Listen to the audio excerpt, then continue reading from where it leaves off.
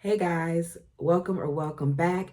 Tisha here, back with another Bridgerton's Season 1 review. This is episode 6, and let's just go ahead and get into it.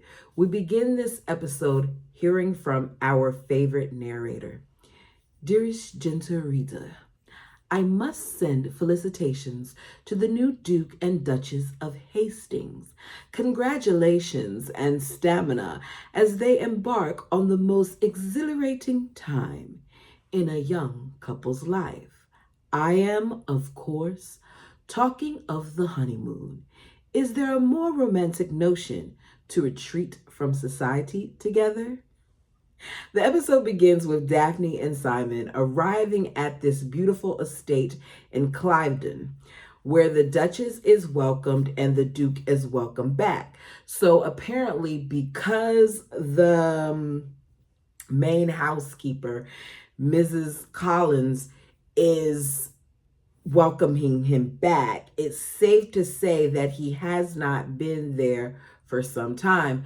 So Daphne is introduced to Mrs. Collins, who looks like, as I said, she's the head of the household. Her intention was to show them new things that have been done to the estate, give them a tour, but Simon has some ideas of his own. So his first stop is to the bedroom. Normally, there would be a his and her suite, but Simon lets Daphne know that they're going to be sharing a bedroom because, as I said in last episode, these people are actually in love. Back to Lady Whistledown. While this author, along with the rest of the tone, will certainly miss its most remarked upon couple, back in London, perhaps we might find solace in the promise of the Duke and the Duchess returning to us bearing a surprise, which means they're hoping that when they come back, they have a baby. So back in London, we see everyone out in what looks like the garden. Colin gets everyone's attention and announces that he and Marina are to be married. Lady Featherington, as well as Lord Featherington, is ecstatic, while Lady Bridgerton and Anthony are not. Anthony comes up to his mother and says, "Did you know about this?"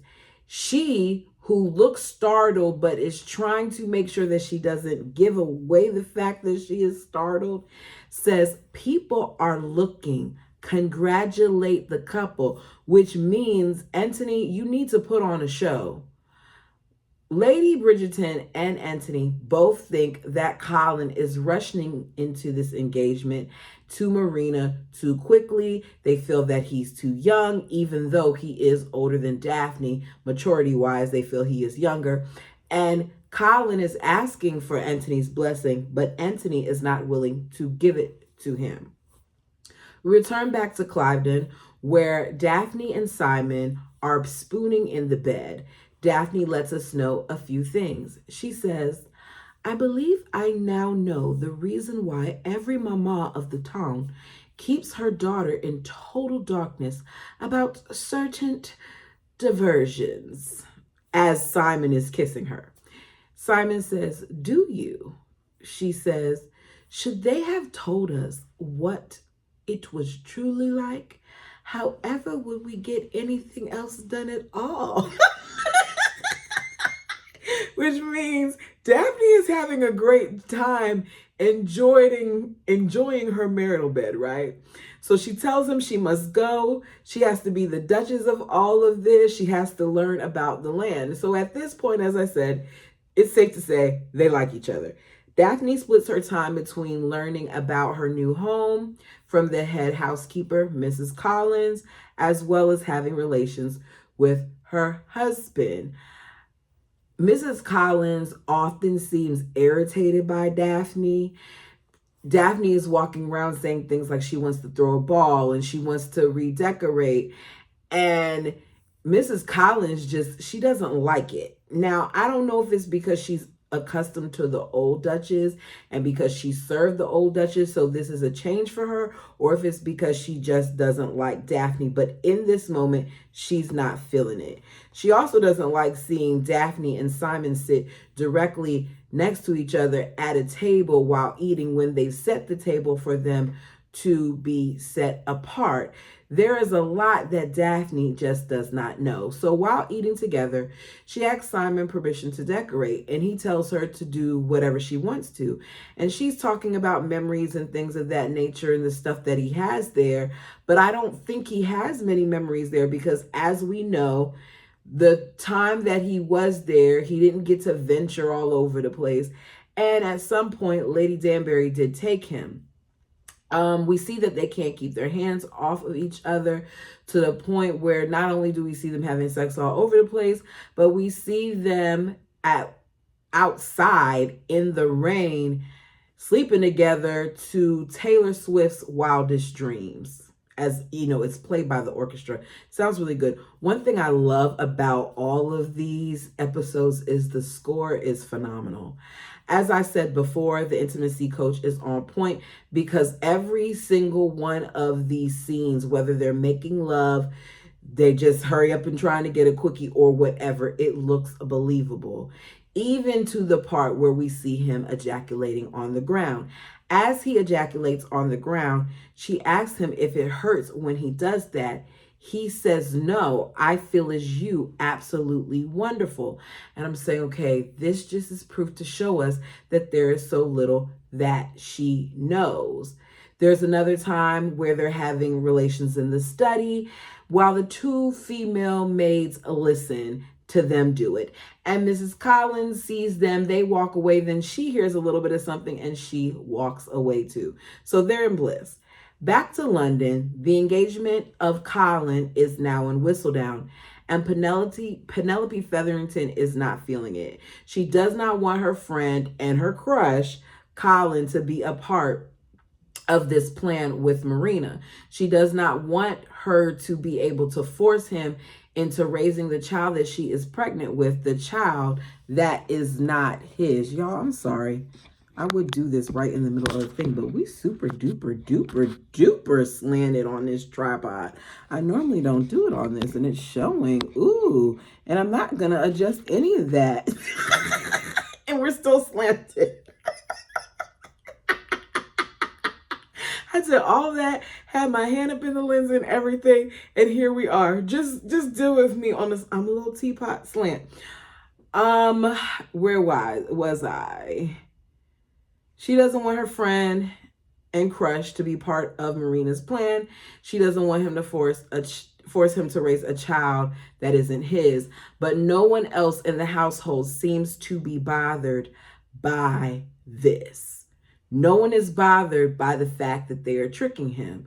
We later see Marina at the modiste.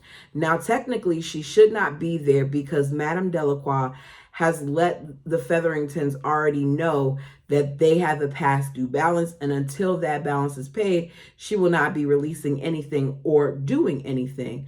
But Marina catches Madame Delacroix's accent, tells her that it's a unique one, and then begins to speak in French, letting her know that her mother is French. And because she knows that she is not French, and she wouldn't want for the others to know that because they would think that they were being cheated, she says, look, you're going to help us or I'm going to reveal your secret. So Madame Delacroix doesn't want her secret told. And despite the past due balance, she says, okay, she's going to help. Later, we see the Bridgertons come over for dinner and horrible singing from one of the twins. Penelope tells Colin that Marina loves someone else. She confronts him in the hallway and she says, you know, there's George and da-da-da. Basically telling him everything but the fact that she's pregnant. And he doesn't care. He says, like, we all have a past. I was flirting around too, but none of that matters now. Marina interrupts this conversation and tells, Penn that her mom's looking for her. She then has a conversation with him where she basically tries to pressure him into speeding it up by saying, they don't want me here and my father doesn't want me and no one wants me. And he tells her, don't worry about it because we'll be married soon and I'll want you. I'll provide a home for you and we'll have our own family. As they're talking about this, he comes up with the idea that they should run away. I believe it's to Scotland to get married immediately, regardless of what their families think. They'll deal with it when they come back. He says, give him a day so that he can arrange everything, which of course excites her because she's ready to hurry up and do this before he can tell that she's pregnant. Back in Cliveden, the new Duke and Duchess of Hastings are at a village fair. At the fair, Daphne is supposed to select the best in show out of 3 pigs. Daphne finds out that the losing pig, I think, will be slaughtered. And as a result, because she doesn't want any of them to be slaughtered, she says it's a 3-way tie. There's a pause, people looking, and then they eventually clap. But it's not a major like, whoa! It's like a, which lets you know something is off. So she doesn't know this at the time, but her decision to not slaughter any of the pigs makes the villagers dislike her. It's another day. Simon has things of his own to take care of because the person who was supposed to be managing the house while he was gone left things a mess. While out at the fair, he found out that not only has his steward, which was the person who was in charge, not shown his face since old Dookie passed, but he also tripled the rent on the villagers. So Simon has to find a way to offset these costs because currently a lot of his villagers are struggling for day-to-day food. So he is devoting himself to work, right? Daphne goes into town to visit the villagers, but she isn't receiving a warm welcome, even though she has baskets and things of that nature, and she can't figure out why. So while she was at the fair previously, she met this little girl, Ada. So she happens to see Ada again, who runs to her, gives her a hug, as well as her pregnant mother. She has a basket of bread and honey, but Ada's mother is extremely pregnant and she doesn't have any space because she's already carrying something.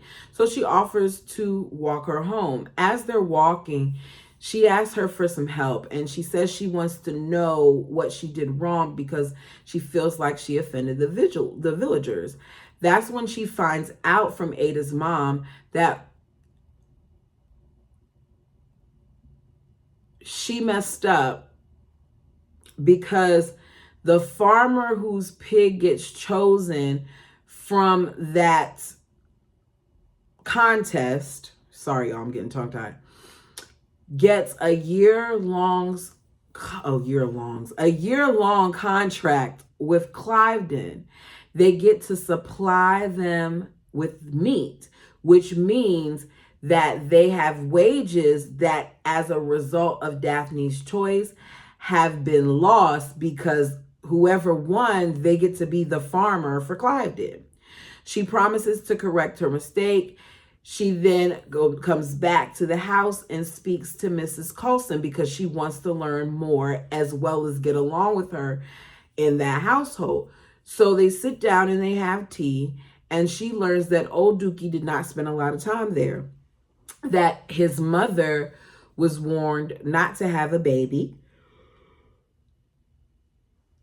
But all she wanted to do was have a baby, and all he wanted, old Dookie, was an heir. So Mrs. Clausen lets it known that people blamed the mom for not being able to have an heir, but it's not always the woman who is barren. Sometimes it's a man. She added, a womb cannot be taken without a strong, healthy seed. And then, just then, they were blessed with Master Simon, and as a result, they lost her. This makes Daphne think, because at this point, this is Daphne's first time hearing of the seed. Back in London, Penelope fakes sick because Penelope wants to be nosy. Penelope finds proof that her mother faked the letter saying that George, the father of Marina's baby, never wanted to see her again. She lets Marina know, all excited, showing her the different signatures, that this is a forgery. But Marina doesn't care.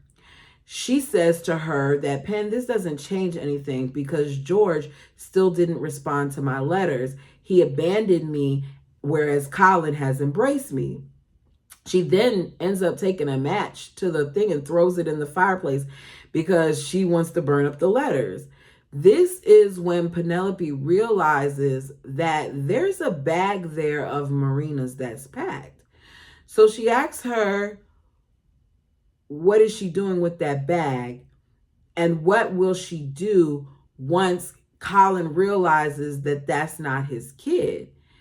Pen is hurt and concerned and doesn't want this to happen. So Marina says, eventually he may find out, but Colin isn't the type of guy that would just leave me hanging. He'll care for me. He'll care for my child. So she's like, well, what about Colin?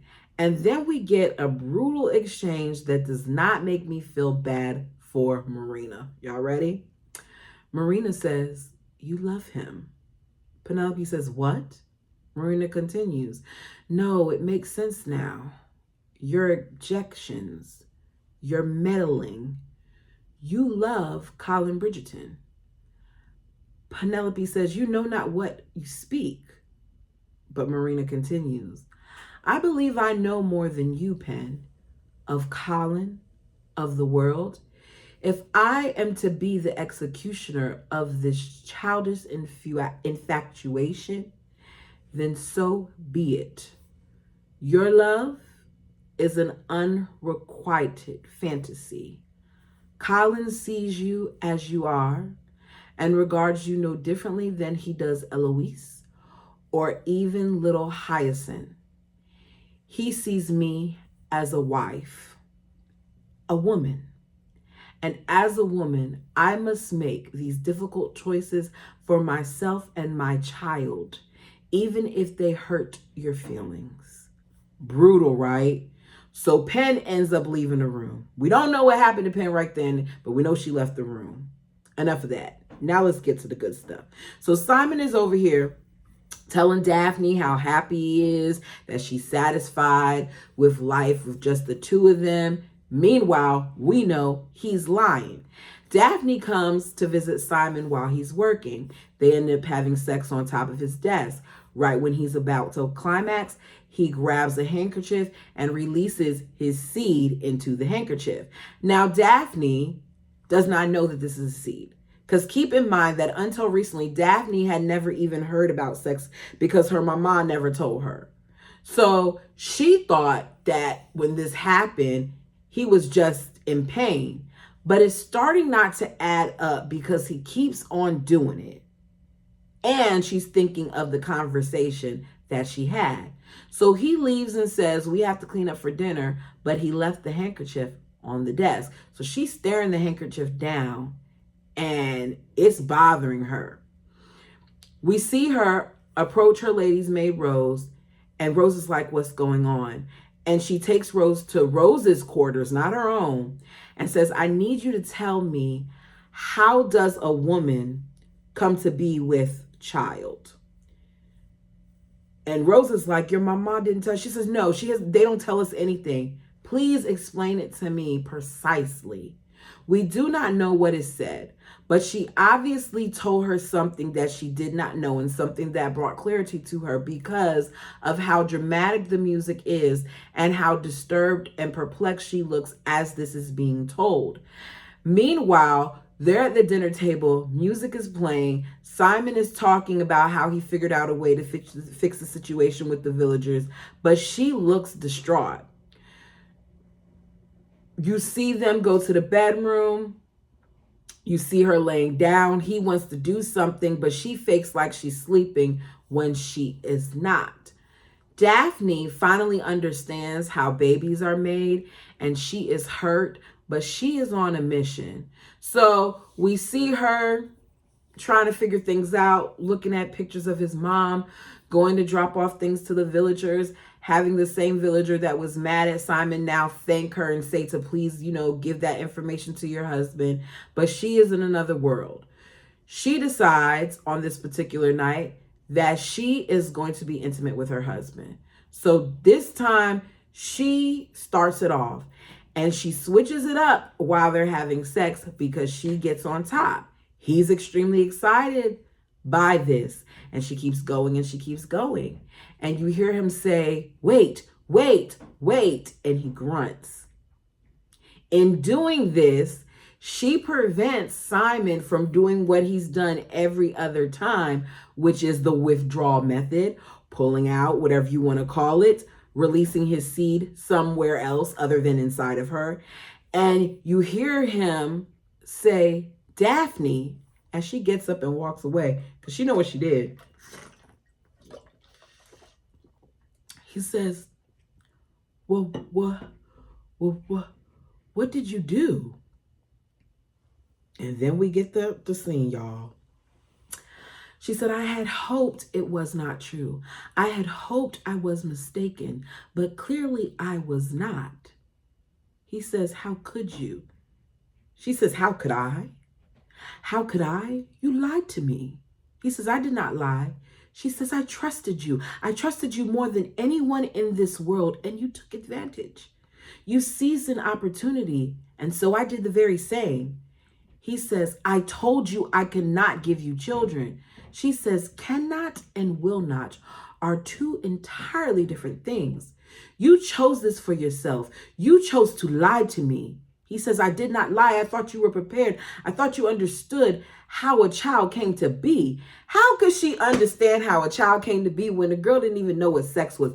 You had to teach her what to do. You had to tell her to touch herself and think of you at night. Well, you didn't say it then, but later on she told you that she thought about you. You told her to touch herself and feel around in between her legs until she reached a place where she felt good and all those things. So how do you think that she was given the talk about this thing? He can't really believe that.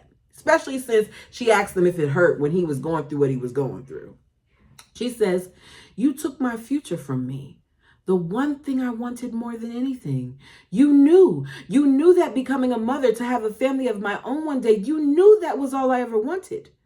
He said, I was prepared to die on that dueling field rather than marry you and take your dream away. I would have died for you. You were the one who insisted on this union. You told me I was enough. She says, that was before I knew you. Do you know, I even felt pity for you? Poor Simon, I thought. How it must be pain him to never know what it is to be a father. He says, I never asked for your pity. She says, and I never asked for your betrayal. He says, Daphne, She says, you what? You what? You love me? No, you most certainly do not. You do not know the meaning of the word. You do not lie to the one you love. You do not trick the one you love. You do not humiliate the one you love. I may not know much, as you have made abundantly clear, but I do know one thing. I know that this is not love. Whoa! I said, oh, and she walks out and he's just sitting there looking stupid. And I'm sitting there like, see, Simon, look at what you did. Now, that's that. Back to London, we hear Lady Whistledown say, all is fair in love and war, but some battles leave no victor. Only a trail of broken hearts that makes us wonder if the price we pay is ever worth the fight. The ones we love have the power to inflict the greatest scars. For what thing is more fragile than the human heart? Then we see Penelope, as Eloise is sitting there taking stuff out of her hair and she's on the swing, and Penelope looks rough. And she stands there and she breaks down crying. And Eloise walks towards her, embraces her, and lets her cry. We don't know why. we can assume it's because of what Marina said to her. So it's the next day. We continue with the narration of Lady Whistledown. The bond between man and bride is private, sacred. But I must tell you, I have learned that a grave fraud is afoot. Lady Bridgerton is standing there with the scandal sheet in her hand, looking like, what in the world? As you hear Collins say, what is it? As if the Featheringtons did not have enough to be dealing with, Miss Marina Thompson is with child. And she has been from the very first day she arrived in our fair city. Desperate times may call for desperate measures, but I would wager many will think her actions beyond the pale. Perhaps she thought it her only option, or perhaps she knows no shame. But I ask you, can the ends ever justify such wretched means? And that is the end of the episode. Tell me, what do y'all think? As I asked in the last one, what is your favorite scene from this episode? Now, as I'm looking, as I'm wondering, as I'm thinking, I think that my favorite has got to be when Daphne flips the script on Simon and takes over and then pops that bubble. I think that was my favorite scene. And I think it's because we at this moment, when that happened, saw Daphne go from this naive young person to a woman.